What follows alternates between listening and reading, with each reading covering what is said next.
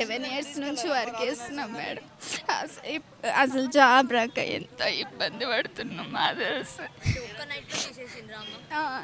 నైట్కే call చేసేసి తీసేసి madam. మా ఫ్యామిలీ నాకు 2 పిల్లలు ఉన్నారు మేడం. ఒక ఆయన ఫస్ట్ క్లాసే కానీ ఎల్కేజీ మేడం. మా ఆయన కూడా ఏం డ్యూటీ లేదు, ఏం లేదు. ఉన్న ఉద్యోగం కూడా పోయింది మేడం. అసలు మేము ఎట్లా అసలు బ్రతకాలి, ఏం చేయాలో అర్థం కూడా కావట్లేదు మేడం. అడిగాం మేడం. అడిగితే రెగ్యులర్ వాళ్ళు వచ్చిరు కదా, రెగ్యులర్ వాళ్ళు వచ్చినప్పుడు మిమ్మల్ని తీసేయాల్సిందే కదా అని అంటున్నారు మేడం.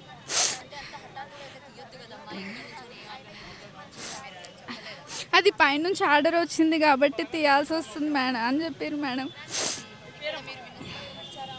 ఇచ్చాం మేడం.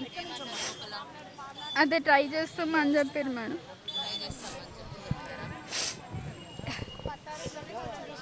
మామ్నా డిస్ట్రిక్ట్ జనరల్ హాస్పిటల్ నుంచి వచ్చాం మేడం. మేము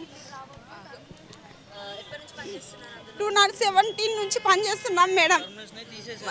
కోవిడ్ టైంలో ఇట్లా చేసాం మేడం. మాకు వాళ్ళు ఎవరు రాకపోయినా మాతోనే సేవలు చేయించుకున్నారు మేడం.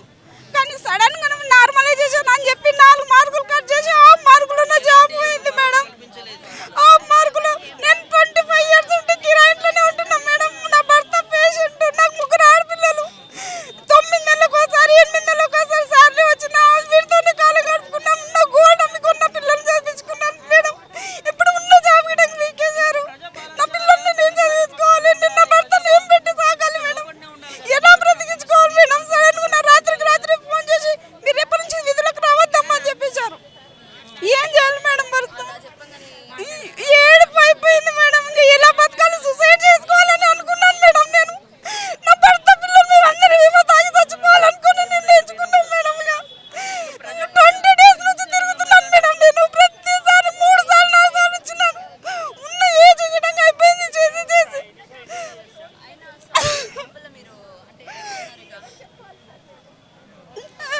మెసేజ్ వస్తుందమ్మా అన్నారు అంతే మేడం. మెసేజ్ వస్తూనే ఉంది కానీ నో ఆన్సర్. 20 డేస్ మేడం తిరుగుతూనే ఉన్నాను. లేదు ఇక్కడ నుంచి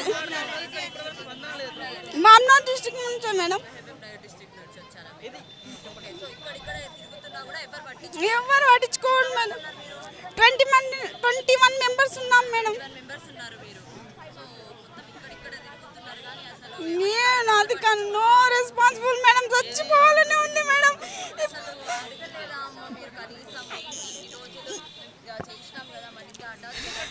మీది